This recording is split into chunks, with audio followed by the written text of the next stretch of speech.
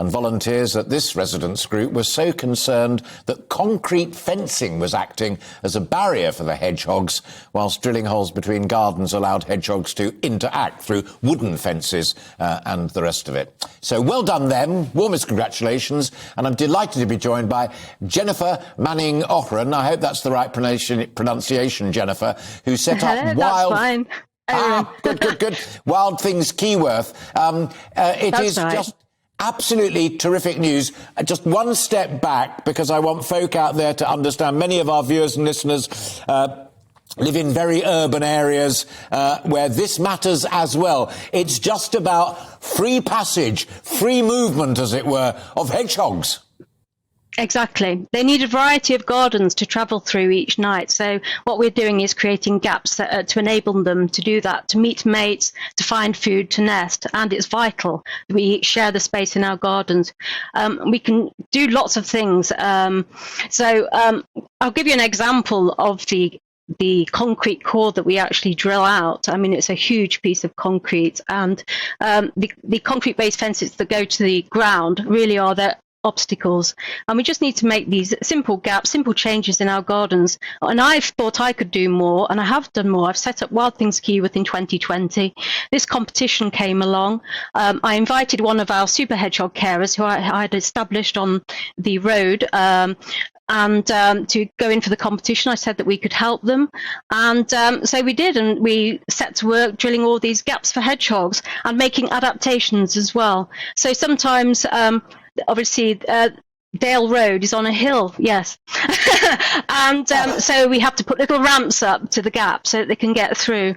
And it's delightful when you have the footage. So we put night trail cams there at night, and almost immediately they'll use them. So, you know, this is our message. Let me butt in at that point, because no, while you were speaking there, because people are kind enough to consume our conversation on radio as well as on television, we were running pictures of a whole series of examples of the holes that you've been able to create in woodwork.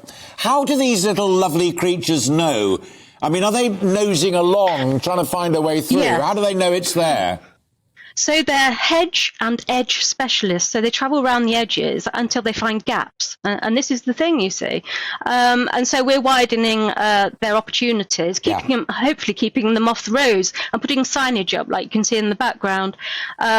And we've even had one person feedback and say that she saw a car actually stop for a hedgehog to cross at one of these signs. So we know it's working. Lots of people are reporting back to saying they're seeing more hedgehogs, and it keeps a thriving and healthy hedgehog community, you know, because they can travel a mile a night, and so they need to be able to meet different mates. And as you can see, this is the front gate example, for example, going onto the front.